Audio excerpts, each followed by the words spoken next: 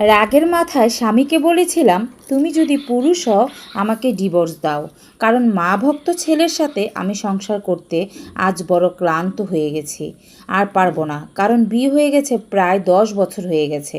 শাশুড়ি আর ননদের জ্বালায় আমি অতিষ্ঠ হয়ে গেছি।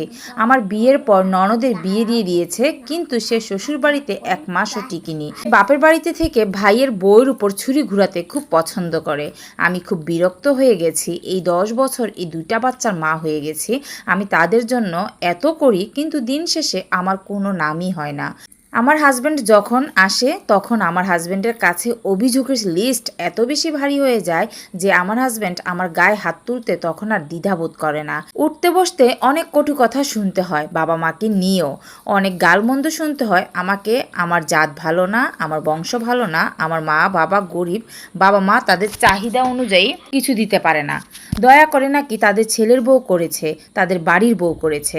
আরও কত কি শুনতে হয় আমাকে। ননদের জামাই যখন বেড়াতে আসে আমাদের বাড়িতে, আমি আমার সাধ্যমতো চেষ্টা করি তাকে আপ্যায়ন করার, কিন্তু তাতেও আমার দোষ। আমি নাকি হিসেব করি সব কিছুতেই। কার জন্য করি এত কিছু, কার জন্য এত কষ্ট করি?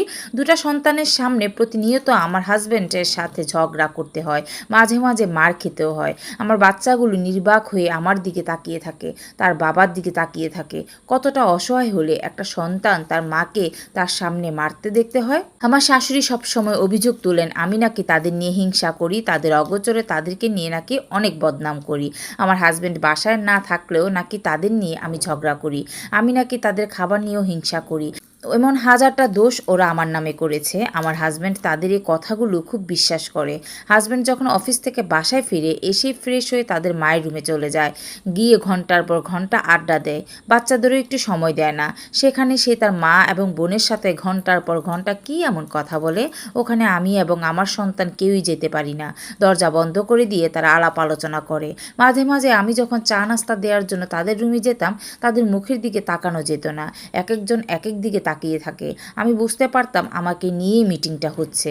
কতবার যে বলেছি বাচ্চাদের একটু সময় দাও, বাচ্চাদের নিয়ে ঘুরে আসো, অফিস শেষ করে তো বাচ্চাদের নিয়ে আসতে পারো, কিন্তু না, তার মা বোন যেটা বলবে সেটাই করবে।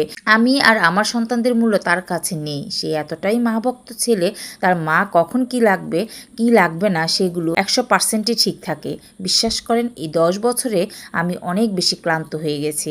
সবচেয়ে বেশি খারাপ লাগে আমার হাজব্যান্ড যখন শাশুড়ির কথা বিশ্বাস করে ঘরে এসে আমার সন্তানদের সামনে আমার গায়ে এসে হাত তোলে। আমি অনেক বেশি বিরক্ত হয়ে গেছি। তুমি যদি পুরুষ হয়ে থাকো আমার সন্তানদের সহ আমাকে ডিভোর্স দিয়ে দাও। আর তুমি হচ্ছে মা পাগল ছেলে, তুমি কখনো স্বামী হয়ে উঠতে পারবা না।